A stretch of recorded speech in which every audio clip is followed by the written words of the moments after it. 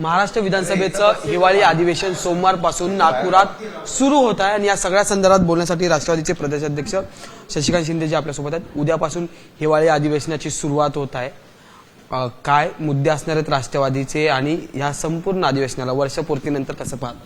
खरं म्हटलं तर अधिवेशन हे सोपस्कार करण्याचा प्रयत्न सरकार करते दरवेळेला। पूर्वीच्या अधिवेशन ज्या कालावधीमध्ये पूर्ण कालावधीत होत होती, आता हा कालावधी कमी कमी होत चाललेला आहे।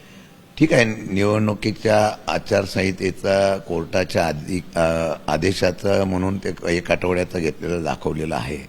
मला वाटतं की तरी सुद्धा 2 आठवड्याचं करून त्या निवडणुका सुद्धा होऊ शकत होत्या। असो, पण त्या अधिवेशनामध्ये आठवडाभरामध्ये जी चर्चा करायची जी आहे, बरेच प्रश्न आहेत महत्त्वाचे। या प्रश्नाच्या संदर्भातून आम्हाला महाराष्ट्रातल्या जनतेचा मग पूरग्रस्त असलेल्या शेतकऱ्यांचा विषय आहे, कर्जमाफीचा विषय आहे, बेरोजगारीचा विषय आहे, वाढती कायदा सुव्यवस्थेच्या बाबतीमधला विषय आहे, भ्रष्टाचाराच्या बाबतीमधल्या अनेक उदाहरणं आहेत। मला वाटतं सरकार याच्यातून पळ काढत आहे, कारण अधिवेशनामध्ये जर विरोधकांनी अशा प्रकारचे प्रश्न विचारले तर सरकार अडचणीत येऊ शकतं। म्हणून सरकार हे एक 4-5 दिवसाचं अधिवेशन घेण्याचा पळवाट काढते असं माझं म्हणणं आहे। विशेष म्हणजे महाराष्ट्राच्या इतिहासात पहिल्यांदाच विरोधी पक्ष नेत्या विना महाराष्ट्र सरकारचं आणि हिवाळी अधिवेशन किंवा अधिवेशन चालणार आहे, याकडे शशिकांत शिंदे कसे पाहतात किंवा राष्ट्रवादी पक्ष काय? नाही, राज्यात लोकशाही आहे असं तुम्हाला वाटते का? नाही की वरच्या सभागृहामध्ये सुद्धा विरोधी पक्ष नेता नाही, खालच्या सभागृहात विरोधी पक्ष नेता नाही, अनेक महिन्यापासून नाही। त्यामुळे सत्ता कशी राबवायची आणि कशा पद्धतीने निर्णय घ्यायचा, कायद्याची चौकट वगैरे सगळं बाजूला पडलेलं आहे। आम्ही शिष्टमंडळ घेऊन सांगितलं होतं की आता विरोधी पक्षाने आता मागच्याच अधिवेशनात सांगितलं होतं नियुक्ती करा, अजूनही केलेलं नाही। त्यांना विरोधकांचा आवाजच दाबायचा आहे, विरोधकांना अधिकारच ठेवायचा नाही। विशेषतः विरोधी पक्षाच्या लोकांना आता हे पण नागपूरला निवासस्थान पण दिलेलं नाही। एवढं सूडबुद्धीचं राजकारण नसावं असं मला वाटतं। एक तर 2 कारणं असतील, एक तर मग विरोधक पक्षाचा जो नेता होतो त्याला अधिकार असतो, तो जर आवाज आला तर बरेच सरकारचे प्रश्न अडचणीत येऊ शकतात, म्हणून विरोधी पक्षच द्यायचा नाही, नेताच द्यायचा नाही, अशा प्रकारचं एक समीकरण सरकारचं असेल। मला वाटत नाही आहे की लोकशाहीच्या माध्यमातून सध्या सरकार अधिवेशन चाललेलं आहे असं वाटत नाही। आम्ही किती आवाज उठवला, किती या सरकारच्या असलेल्या चुकीच्या ह्याच्यावर आवाज उठवला, भ्रष्टाचारावर आवाज उठवला, मंत्र्यांचे राजीनामे मागितले तरी मंत्र्यांचे राजीनामे घेत नाहीत, ही वस्तुस्थितीत आहे। फक्त आम्ही आवाज उठवण्याचा प्रयत्न करणं एवढंच त्या अधिवेशनात आमच्या हातात राहिलेलं आहे। आणखी एक महत्त्वाचा मुद्दा आहे की नुकतीच आता विरोधी पक्षाच्या सगळ्यांची बैठक पार पडली, पण तुमच्या पक्षाकडून तिकडे कोणच उपस्थित नव्हतं। तुम्ही या ठिकाणी आहात, जयंत पाटील त्यांच्या मतदारसंघात आहे, जितेंद्र आव्हाड पोहोचलेले नाही। तुमच्या पक्षातले लोक का? विमानाच्या असलेल्या अपूर्णतेमुळे जे विमानाचा खोळंबा चाललेला आहे त्यामुळे जाण्याच्या संदर्भात अडचण निर्माण झाल्या। आम्हाला वाटलं उद्या विमान सेवा पूर्ववत चालू होईल, कारण देशाच्या असलेल्या प्रमुख नेतृत्वाचा वचक एवढा आहे की विमानसेवा एवढ्या वेळ विस्कळीत राहणार नाही, पण ती राहिली। त्यामुळे जाण्यासाठी अडचण निर्माण झालेली आहे, परंतु त्याचा अर्थ अजिबात असा नाही। आम्ही सगळेजण, मी स्वतः काल प्रयत्न करत होतो की जयंत पाटील असतील, जितेंद्र आव्हाड असतील, अजून आमचं कोण सदस्य तिथं पोहोचावं। असो, नाही जरी पोचले तरी विरोधी पक्ष म्हणून आम्ही एकजुटीने तिथं एकत्रितपणे आवाज या अधिवेशनात उठवणार।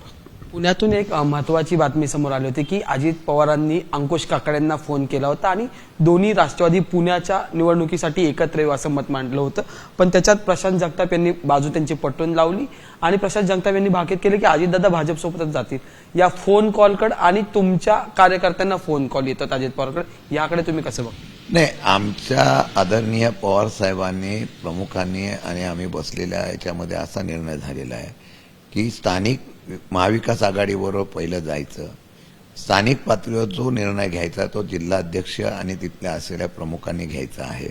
त्यामुळे कोणी काय निर्णय घेतला किंवा कोणी काय सूचना केली, कोण कोणाला फोन केला, याच्यापेक्षा तिथल्या लोकांचं निवडून येण्याच्या संदर्भातली समीकरणं काय याला आम्ही महत्त्व देतो। कदाचित आमच्या जिल्ह्याच्या अध्यक्षांना, शहराच्या अध्यक्षांना वाटत असेल की महाविकास आघाडीतून लढलो तर जास्त जागा निवडून येतील, कारण बऱ्याच ठिकाणी काही उमेदवार उभे राहतात, तिथं समोरच आपण ज्याच्याशी इच्छा व्यक्त करतो ते उमेदवार असल्यानंतर अडचण निर्माण होऊ शकते। म्हणून मला वाटतं की स्थानिक पातळीवर काल पवारसाहेबांनी पण सांगितलेलं आहे की स्थानिक पातळीवरचे जे निर्णय घेतले जातील त्याप्रमाणे पक्ष निर्णय घेईल. त्यामुळे मला वाटतं कोण कोणाला फोन केला, कोण कोणाशी बोललं, निवडणुका लागतील तेव्हा सविस्तरपणे आम्ही जिल्हाध्यक्ष आणि त्यांच्या शहराध्यक्ष आणि त्यांच्या सर्व सहकाऱ्यांशी बोलू आणि त्यांच्या माध्यमातून चांगल्या प्रकारचा प्रस्ताव कुठे असेल त्याच्यावर आम्ही निर्णय घेऊ. या निवडणुकीच्या रणधुमाळीत चर्चा सुरू आहे मुंबई महानगरपालिकेच्या निवडणुका. महाविकास आघाडीत तुमचा मित्रपक्ष ठाकरे, उद्धव ठाकरे यांचा पक्ष, पण मनसेसोबत त्यांच्या युतीची समीकरणं चिन्ह पाहायला मिळतात. त्यामुळे राष्ट्रवादी काँग्रेस आणि काँग्रेसची चर्चा कुठपर्यंत पोहोचेल? मी त्या दिवशी पण स्पष्ट केलं, आज परत स्पष्ट करतो की आम्ही स्थानिक पातळीवर चर्चा करतो आहोत. अजूनही मनसेचा आणि शिवसेनेचा महायुतीचा प्रस्ताव आमच्याकडे आलेला नाही. आल्यानंतर प्रथमतः महाविकास आघाडीवर आम्ही चर्चा करतोय. आल्यानंतर 100% तिथे आम्ही काय निर्णय घ्यायचा हा आम्ही निर्णय घेऊ. पहिला प्रस्ताव तर येऊन द्या. त्यांनी प्रस्ताव दिल्यानंतर मग आम्ही त्याच्यावर चर्चा करू. आणि पवारसाहेबांनी पण सांगितलेलं आहे, विरोधी पक्षाच्या आमच्या लोकांच्या मताचं विभाजन होऊ नये याची काळजी आम्हाला घ्यायला पाहिजे, कारण त्याचा फायदा हा सत्तारूढ पक्षाला होतो, महायुतीला होतो. म्हणून आम्ही त्याची काळजी घेऊ. मुंबई कुठल्याही परिस्थितीमध्ये या असलेल्या भाजपच्या आणि त्या महायुतीच्या हातात जाऊन द्यायची नाही. ह्या समीकरणासाठी पाहिजे ते करण्याची आमची तयारी असेल. अगदी शेवटचा प्रश्न आहे, मागच्या अनेक दिवसांपासून ठाणे, कल्याण, डोंबिवलीमध्ये महायुतीत जे पडसाद पाहायला मिळत होते, पक्षप्रवेश, आपल्याच महायुतीत पक्षप्रवेश, काल एकनाथ शिंदे आणि रवींद्र चव्हाण एकत्र पाहायला मिळाले, पण त्यांच्या दोघांमध्ये उदय सामंत सुद्धा मध्ये बसलेले पाहायला मिळाले. या तिन्ही फ्रेमकडे तुम्ही कसं पाहता आणि ज्यांच्यासोबत एवढे विकोपाचे वाद पडद्यामागून सुरू होते त्यांच्यासोबत काल बाजूला बसलेले एकनाथ शिंदे, याकडे तुम्ही कसं?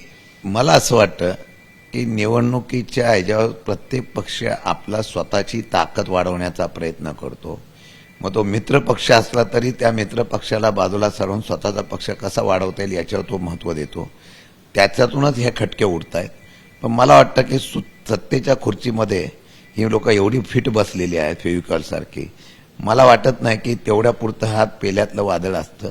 नंतर हे सगळं संपल्यानंतर आता सगळे एकत्र येतील. अधिवेशनात पाहायला मिळालं आपल्याला, म्हणजे कालपर्यंत एकमेकांच्यावर अगदी आरोप प्रत्यारोप केलेली मंडळी उद्या बघा महायुती म्हणून सत्तेच्या ह्याच्यामध्ये किती अपमान किंवा कुठल्याही प्रकारच्या कुरघोड्या झाल्या तरी सत्तेसाठी सगळे जे एकत्र चालतील असं मला वाटतं. त्यामुळे ह्याचा फार फरक पडेल असं मला वाटत नाही. बोलण्यासाठी हे होते शशिकांत शिंदे यांनी सविस्तर प्रतिक्रिया आपल्याला दिलेली आहे. व्हिडिओ जर्नलिस्ट सतीश कांबळेसह मी अजय माने, एबीपी माझा, मुंबई. एबीपी माझा, उघडा डोळे बघा नीट.